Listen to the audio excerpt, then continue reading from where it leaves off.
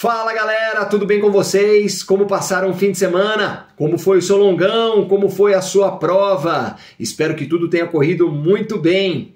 Aqui em Londrina nós tivemos o nosso longão de reconhecimento dos percursos da Meia Maratona DBS Açaí, que acontecerá no próximo domingo, e fizemos o reconhecimento do percurso de 5 km, que a maioria de nós conhece bem, mas tem muitos alunos estreando, muitos alunos novos, então nós fizemos o reconhecimento do percurso Lago Aterro Universitário, um percurso predominantemente plano, muito bom para os padrões aqui de Londrina, então um percurso bastante rápido.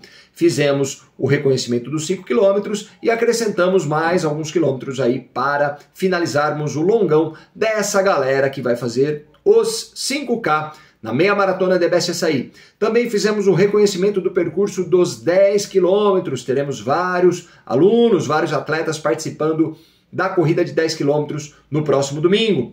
Um percurso que nós também já fizemos parecido, né? Não é exatamente igual, mas muito parecido na Meia Maratona do Mufato, né? A prova de 10 km do Mufato foi bastante parecido esse percurso, com apenas uma mudança, que é a mudança de margem do Lago Igapó 3, o que acrescentou uma subida e uma descida aí no nosso percurso, tanto na ida quanto na volta no percurso de 10 km.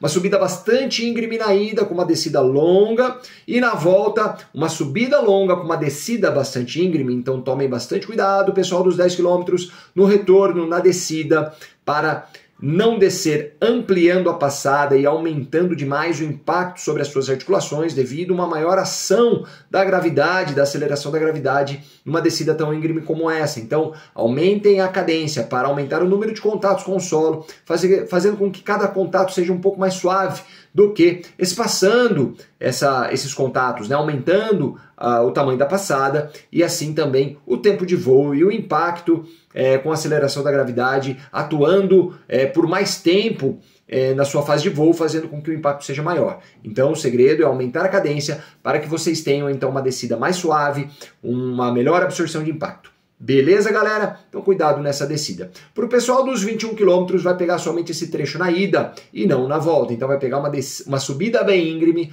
e uma descida mais longa, um pouco mais suave. Mas também em toda descida é importante aumentar a cadência, tá bom, pessoal? Isso vai agregar segurança e vai fazer com que a sua descida renda mais também, né? Não é porque é uma descida que nós não vamos aproveitá-la para melhorar o nosso pace, mas nós temos que fazer isso de forma correta, não fazer uma economia porca de energia aumentando a passada, fazendo com que as suas articulações sofram mais. Você vai aumentar do mesmo modo a velocidade, também com uma economia de energia, aumentando a frequência de passos por minuto, aumentando a cadência e não a amplitude. Apenas uma troca para que você consiga aumentar a velocidade, só que com mais segurança. Beleza, galera? Então fizemos o reconhecimento parcial dos 21 km, porque já está em cima, né? Nós já estamos em fase de polimento, abaixando o volume de treinamento, então nós diminuímos o volume de treinamento desse longão para quem vai competir já nos 21 km nesse final de semana. Então nós não fizemos um longão muito extenso, não fizemos o reconhecimento completo do percurso, mas principalmente dessa parte nova do percurso que nós não tivemos ainda em prova em Londrina, passando pela marginal da PR-445, e saindo da PR-445 nos pontilhões, né? Então sai no pontilhão da UEL, depois sai também no pontilhão ali do Hospital das Clínicas, tá? Então tem algumas saídas da estrada, isso nós reconhecemos. Depois, a parte final do percurso, nós já temos bastante consciência, porque passamos por ali várias vezes durante os nossos treinos, especialmente os nossos longões, que é a marginal da PR-445, Avenida Valdemar Spranger, Ademar de Barros, que aí já estamos em casa, né, galera? Então é isso, parabéns para todos que fizeram o reconhecimento do percurso. Agora vocês já sabem quais são os pontos mais difíceis do percurso, onde dá para render um pouco mais, onde a gente tem que segurar um pouco mais, e tudo o que vai acontecer na prova, as saídas da 445, as entradas, que normalmente envolvem uma alça de acesso em subida, né? Então isso tudo a gente pôde sentir durante o nosso longão, tá bom? Parabéns, e parabéns também para a galera que competiu nesse final de semana. Nós tivemos aqui a terceira etapa do circuito Unimed Off-Road, a etapa talvez mais difícil na pedreira, né, galera? Então, como o próprio nome diz, foi pedreira mesmo, um percurso muito difícil, com muitas subidas e descidas. E a gente sabe que em corrida de montanha, em trail run, corrida em trilha, a gente não leva em consideração aí como métrica de intensidade o pace, porque nós temos descidas muito íngremes com pedras soltas, na qual nós temos que segurar muito o pace, né? Segurar muito a velocidade, fazer muita força também para segurar, muita força excêntrica, né? Contração negativa dos quadríceps e causa um dano muscular muito grande, nós já falamos isso aqui em outro vídeo. E também subidas extremamente difíceis, passagem por rios, subidas onde você precisa colocar a mão em pedras, fazer o que se chama de escalaminhada, né? Uma caminhada escalando também.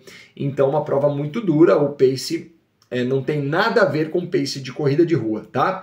Então, uma prova onde você utiliza muito mais a percepção subjetiva de esforço, o talk test, para regular a intensidade do seu esforço, do que propriamente o pace, beleza? Parabéns para a galera que fez essa prova, vocês são casca grossa, muita admiração por vocês, parabéns demais, galera. E também dá os parabéns para o William, que competiu lá em Jurerê Internacional, lá em Floripa, parabéns, também uma prova muito dura, hein? Uma prova casca grossa que também tem areia, areia fofa, tem trilha, tem asfalto, uma prova mista, onde você tem, como o próprio William falou, estava na largada em asfalto e nos primeiros quilômetros ele estava controlando o pace, e depois que entrou na areia, depois que entrou em trilha, esquece o pace e vai na percepção subjetiva de esforço. Por isso que a gente sempre bate nessa tecla de que é muito importante você utilizar essas ferramentas, se habituar a utilizar a percepção subjetiva de esforço e o talk test. Muitas vezes, em treinos de rodagem, por exemplo, rodagens leves que nós temos aí durante a semana, você pode não utilizar GPS, não utilizar tanto o relógio ou o aplicativo de celular para fazer o seu treino.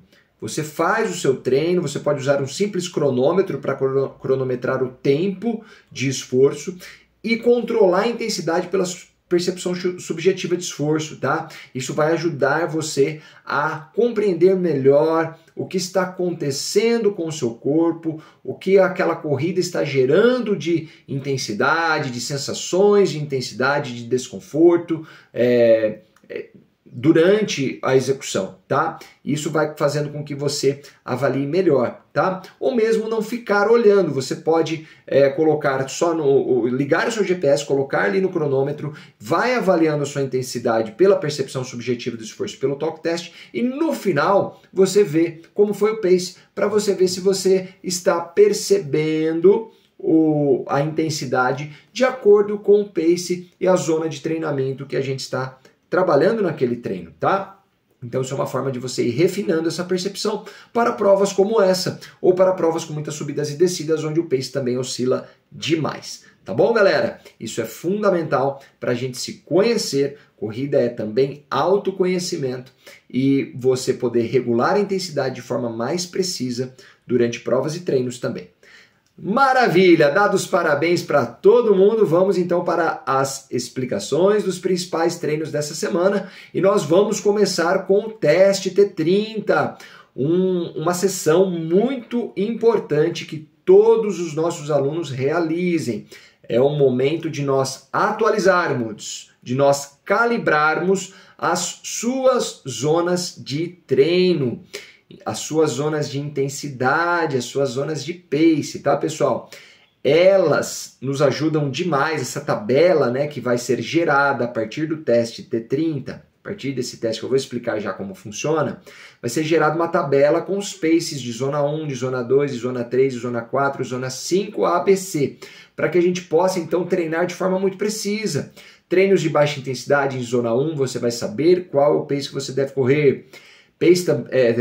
Treinos também de baixa intensidade, mas já em zona 2, você também vai saber qual é o pace, assim por diante. Treinos de alta intensidade, você vai saber também qual é o pace que você deve fazer nessas altas intensidades. Então tudo fica mais claro e a gente corre muito menos chances de treinar errado.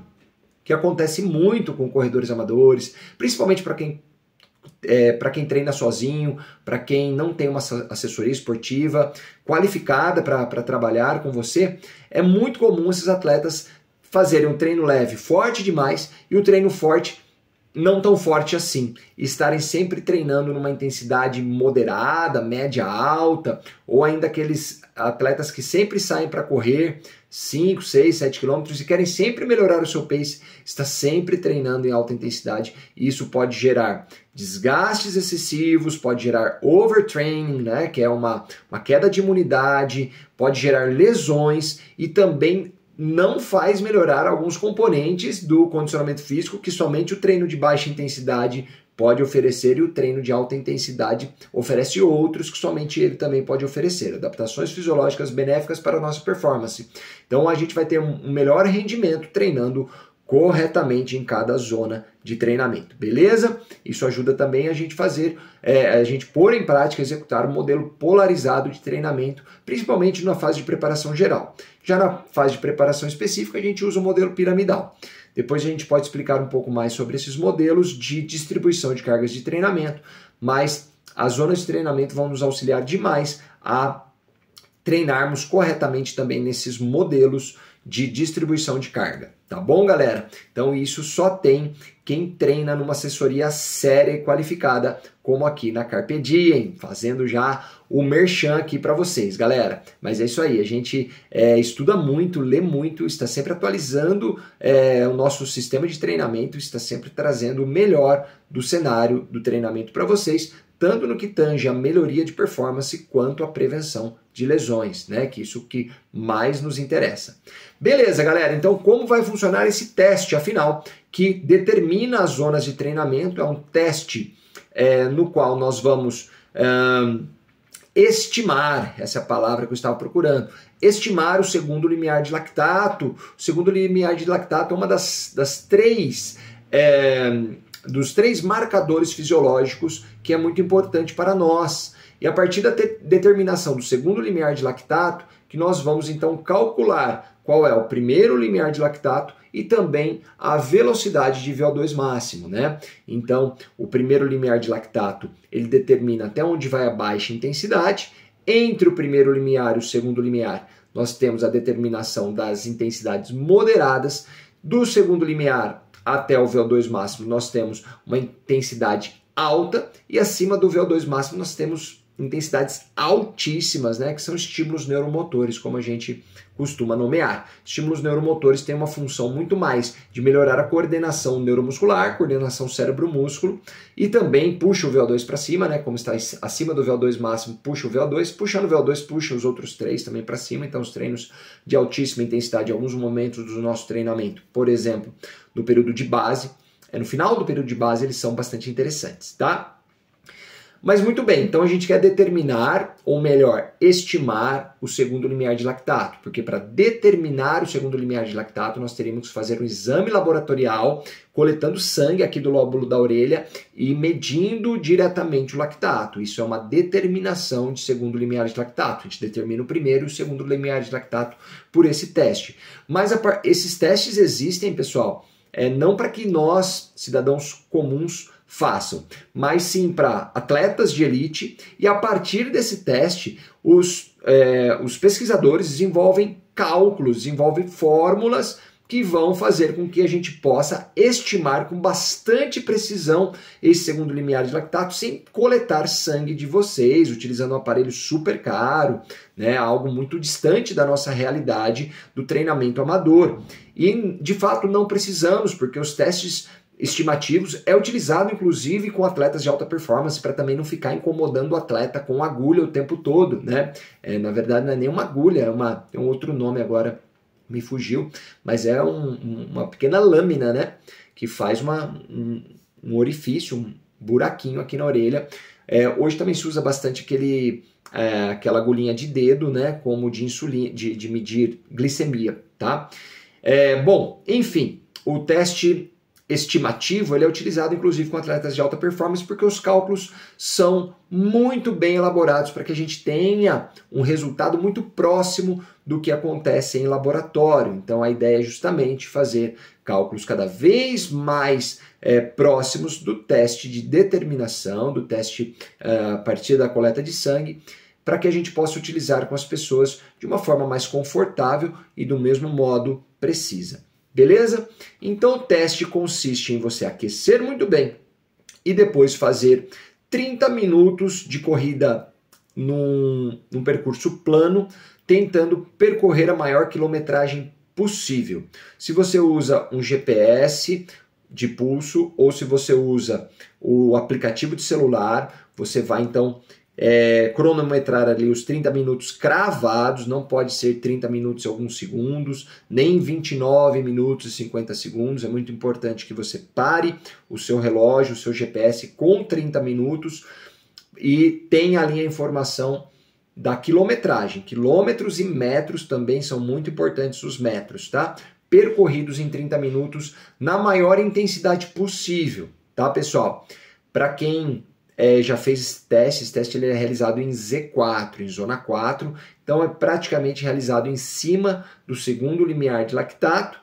Esse segundo limiar de lactato nós já falamos em outro momento, ele é um ponto onde você começa a ter uma descompensação respiratória, também chamado de segundo limiar ventilatório, tá? O segundo limiar de lactato, o segundo limiar ventilatório é o mesmo indicador, eles acontecem ao mesmo tempo, só são avaliados de forma diferentes, né? Então, por exemplo, aquele teste de análise de gases, a ergoespirometria, ele é um teste que determina o segundo limiar ventilatório, já que ele não tem coleta de sangue. Tá bom? Mas eles coincidem, o segundo limiar ventilatório coincide com o segundo limiar de lactato, certo? Então nós estaremos em cima da compensação respiratória, com a respiração bastante ofegante, e em cima do segundo limiar de lactato, que é quando a concentração de lactato chega mais ou menos, aproximadamente 4 milimols, né, uma taxa de concentração de lactato na corrente sanguínea, lactato que é um produto do metabolismo, né, um subproduto do metabolismo muscular.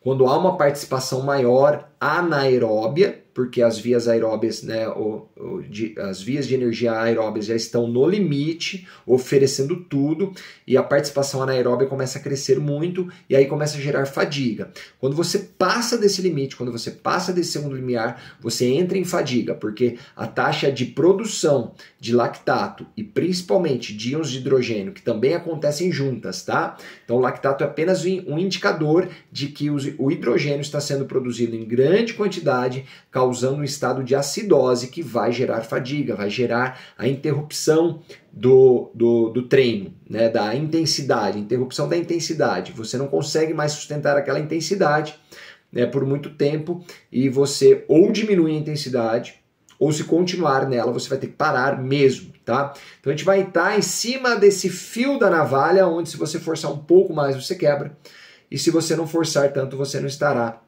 ali no segundo limiar, tá? Então, pessoal, é um teste difícil. Tomem cuidado para não acelerar demais e acabar ultrapassando e não terminar o teste, tá? Isso pode acontecer, mas tomem cuidado. Se acontecer, né, já está dito aqui que pode acontecer, a gente refaz o teste em outro momento, tá?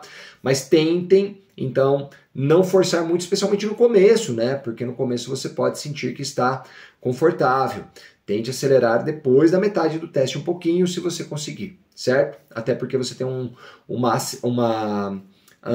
aquecimento, digamos assim, do sistema aeróbico e uma maior participação das vias aeróbicas no fornecimento de energia depois de 15, 20 minutos de atividade aeróbica. Por isso que é muito importante aquecer bem para o teste e para provas, né? Para que você eleve a participação do fornecimento de energia aeróbico, que é um fornecimento de energia que não causa fadiga. Então, quanto mais você aumentar o fornecimento dessa energia, melhor. Você tem melhor desempenho sem tanto desgaste, sem geração de fadiga. Então, você vai sentir esse metabolismo participando mais depois de 15, 20 minutos de atividade aeróbica. Então, aqueçam muito bem e não forcem muito no começo para que você eleve ao máximo essa produção de energia sem fadiga, que é a energia aeróbica, tá? Beleza, galera? Então é isso, depois de ter feito o teste, fecha ali a sua atividade, salva essa atividade, manda pra gente para que a gente possa, então, a partir desses dados, gerar os cálculos das suas zonas de treinamento, a sua tabela e entregar para vocês, tá? Para que vocês possam correr, então, certinho em cada zona de treinamento. Beleza? Depois façam 10 minutos de corrida leve para ajudar na recuperação muscular e ajudar a eliminar esses resíduos metabólicos que ainda estão ali na sua musculatura. Joga isso para a corrente sanguínea com uma atividade leve, pode ser uma caminhada ou um trote de aproximadamente 10 minutos. E o seu fígado, os seus rins vão fazer o trabalho ali de drenar ou de reconverter esses metabólitos em energia novamente, enfim, vai auxiliar já na recuperação muscular de forma imediata e se alimentem bem também para repor os nutrientes, já que a gente tem uma janela de absorção de nutrientes após o treino de aproximadamente aí 2 horas. Então, dentro de 2 horas você deve se alimentar bem para repor esses nutrientes. Beleza, galera? Então, esse é um treino de alta intensidade. O teste ele é de alta intensidade, como vocês puderam perceber, né? Depois, então, o único treino de alta intensidade da semana, até porque nós temos prova no final de semana, né? A maioria de vocês vão competir aí na meia maratona do Mufato, né? Seja nos 5, nos 10 ou nos 21 quilômetros. E também vários dos nossos atletas vão competir em Curitiba uma semana depois. Então nós já estamos em fase de polimento. Na fase de polimento a gente diminui o volume semanal de treinamento, tá? E a gente mantém a intensidade alta. Então esse primeiro, o teste ele vai ser o treino de alta intensidade da semana. Depois nós temos mais um treino de baixa intensidade, um treino de rodagem predominantemente plano, e depois nós temos a nossa prova no domingo. E para quem não for participar da prova, tem longão, tá? Tem prescrito na sua planilha no sábado ali, ou é descanso, alongamento, soltura muscular, né? Alguma atividade regenerativa, ou você tem um longão para realizar, beleza? Se você vai participar da prova, você descansa ou faça alguma atividade regenerativa, como o rolo de liberação miofascial, por exemplo. Se você não vai participar da prova no domingo, você faz o seu longão normalmente, também está prescrito lá na planilha. Beleza, galera? Para quem for participar de Curitiba, também já estamos em fase de polimento, tá? Para quem vai para maratona ou para meia maratona, o polimento é um pouquinho mais extenso do que para quem vai para 10 quilômetros, tá bom?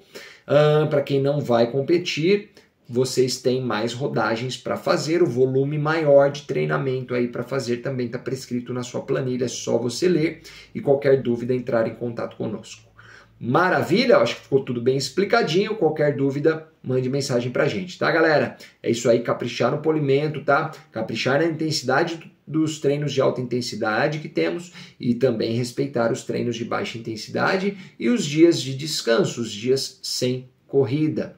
Beleza, galera? Fazendo tudo direitinho vai dar super certo. O polimento vai remover aquela fadiga residual, a intensidade vai manter o VO2 e esses 3 indicadores fisiológicos bem desenvolvidos. E você vai chegar na prova descansado e o seu condicionamento físico, que o pessoal gosta de colocar no inglês aí, o seu fitness, vai brilhar, vai aparecer e você vai fazer um bom tempo na prova. Falando sobre isso, eu falei um pouquinho sobre a percepção subjetiva de esforço, né? Sobre refinar essa percepção subjetiva de esforço. Existe um estudo que diz que você ficar controlando o seu pace numa prova pode ser prejudicial. Porque como a gente faz o polimento e a prova você corre descansado, a tendência de você correr num pace um pouco mais forte, mais rápido, do que você habitualmente faz em treinos, faz em longões, por exemplo, e você fica preocupado com aquilo. Nossa, eu estou correndo muito rápido, eu não consigo sustentar essa velocidade, então eu preciso diminuir essa velocidade. E aí você diminui. Quando você diminui, você sente um grande conforto. Você fala assim, nossa, mas está muito fácil. Eu acho que eu consigo, de fato, um pouco mais. Então aquele relógio ele vai te confundindo um pouco, porque ele não está sincronizado com a sua percepção de esforço, já que você descansou e a sua percepção de esforço, e tem o fator adrenalina da prova também, que vai te impulsionar, né? A motivação vai te impulsionar. Então você tem uma percepção de esforço leve, num pace mais rápido. E esse descompasso, o relógio pode te atrapalhar na medida que você vai tentar ficar segurando o pace e você talvez poderia correr um pouco mais rápido e fazer um tempo melhor na sua prova. E daí você faz um tempo pior na prova porque você ficou segurando o seu ritmo de acordo com os seus treinos nos longos. Só que a gente esquece que a gente faz treino em cima de treino, a gente está cansado. A gente faz treino, nós fazemos um longo, vindo de uma semana com tiros, com rodagens e tal, a gente chega no longo cansado. Então, obviamente, o pace está prejudicado ali no longo, a percepção subjetiva de esforço está alta e naquele pace. Mas aí quando você vai para a prova descansado, naquele mesmo pace a percepção subjetiva de esforço está baixa, tá? E lendo esse artigo, eu já fiz provas sem relógio, sem nada, só pela percepção de esforço. E os meus melhores tempos da vida foram dessa forma, inclusive na meia maratona. Eu fiz em 1h30 em Pomerode, correndo sem relógio, descalço, parecia um índio, né? O cara descalço, sem relógio, de bermuda, camiseta, correndo uma prova. E foi o meu melhor tempo, né? Foi 4 minutos e 18 segundos de média de pace. Então foi um excelente pace, um pace que eu não faria de jeito nenhum no longão, né? Os meus longões estavam saindo para, sei lá, 4h30, 4h40, né? O pace. E na prova saiu esse pace bem forte, mas foi uma prova que eu arrisquei muito também, tá? Não recomendo. Mas isso é uma coisa para vocês lembrarem. Polimento vai fazer com que você consiga correr num pace melhor a sua prova do que você faz nos longos, tá? Então, não fiquem se prendendo muito ao pace, cruzem os dados. Quantos mais dados, melhores. Hoje eu já não faria mais esse negócio de correr sem o relógio. Mas foi um teste muito interessante da conclusão desse artigo, né? Então, cruzem as informações. Utilize o talk test, utilize a percepção subjetiva de esforço, utilize o pace, mas faça uma média disso tudo, tá? Então, se o pace está rápido, mas a percepção subjetiva de esforço está boa, então segue a percepção, tá? Se o pace está rápido, a percepção subjetiva de esforço está difícil, você está sentindo um esforço muito alto e o talk test também está negativo, né? Você não está conseguindo conversar, falar, aí você ajusta a sua velocidade, tá bom? Então, quanto mais dados, melhor. É isso aí, galera. Hoje o vídeo ficou longo, mas espero que vocês gostem. Um forte abraço a todos. Nos vemos nos treinos. Valeu!